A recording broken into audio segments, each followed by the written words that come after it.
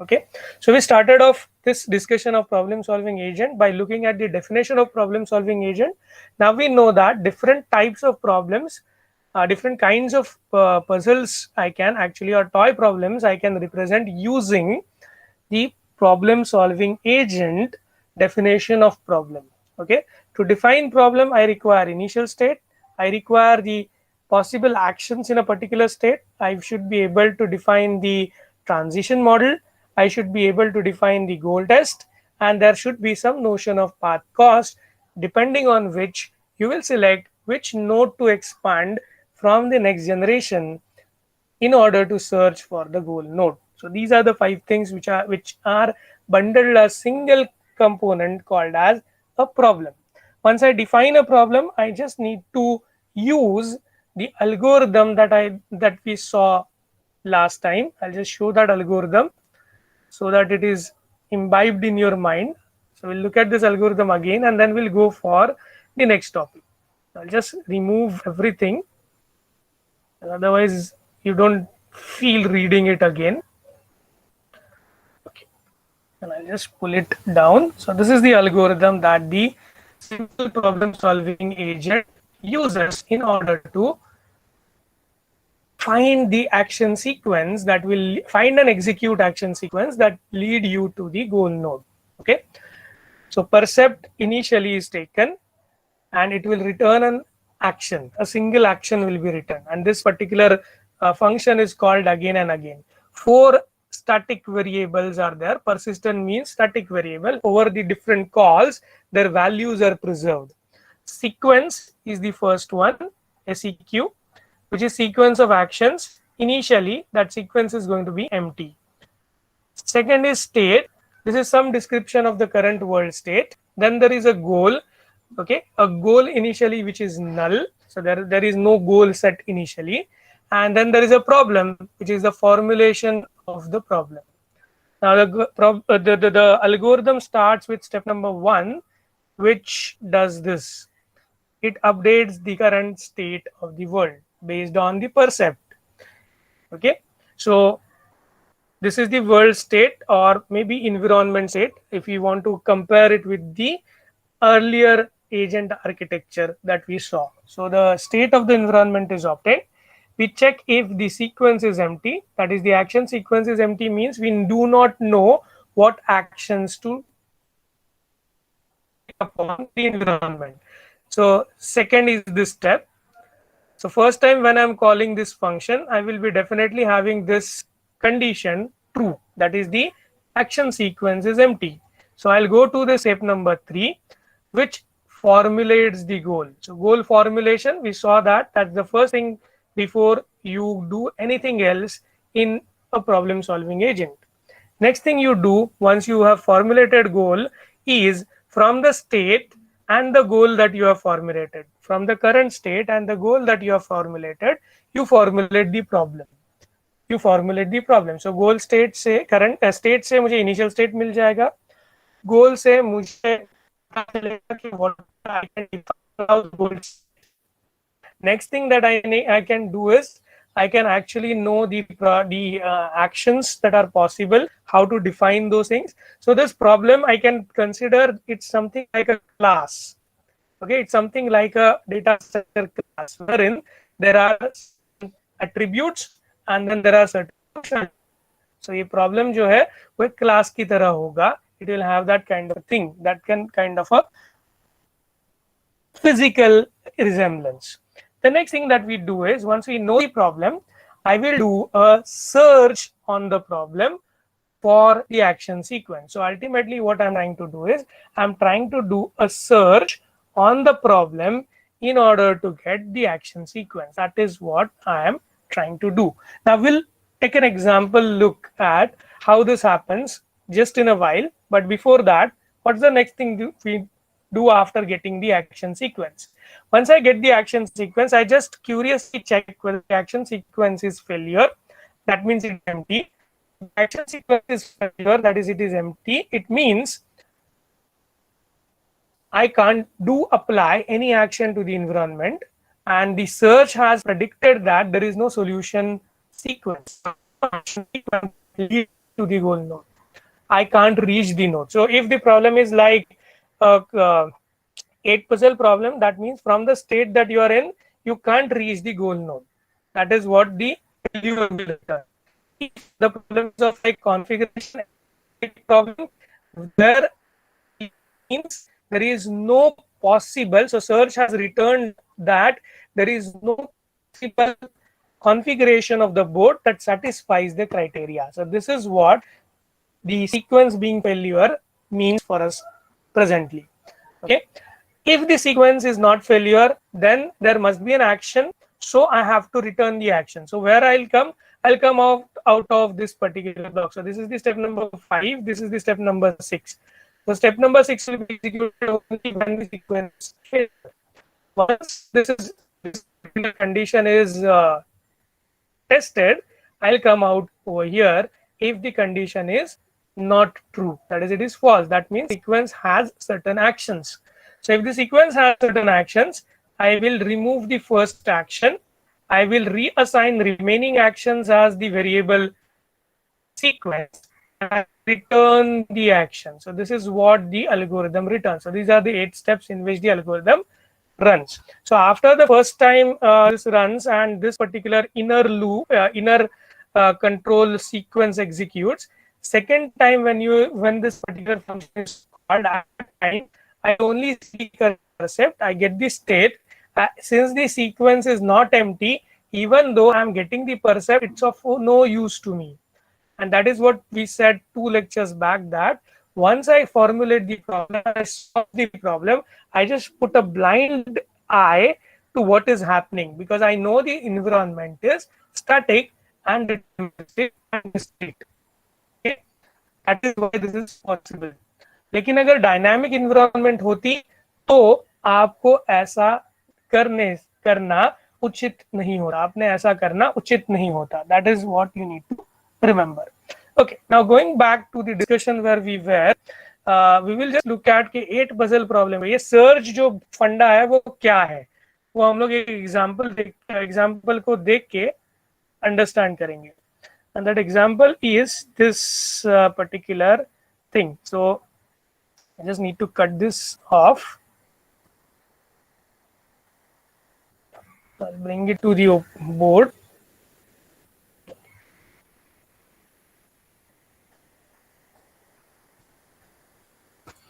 Excuse me, let me clean the board first. I don't require these things now.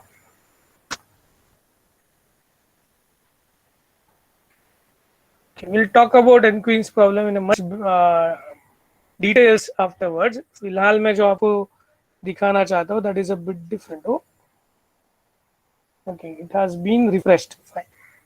I have to type things. I didn't wanted to type things. So I want to have a 4x4, so in 3x3 grid. Yeah,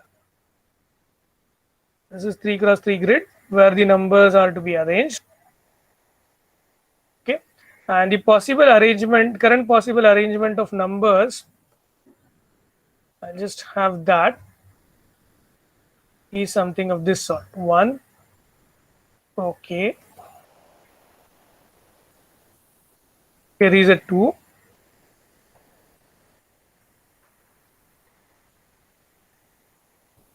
Okay, here is a 3. Here is a space, and maybe so it's difficult to go reverse direction. I'll just kind of, what I want to do is not that much appropriate. Okay, fine. This space comes here and then space comes here. Okay, fine. Okay, so my arrangement possibly is maybe like this. 1 is here, 4 is here, 2, 5, 8, 7, 6, and 3. Consider that my current state or the initial state of the board is this.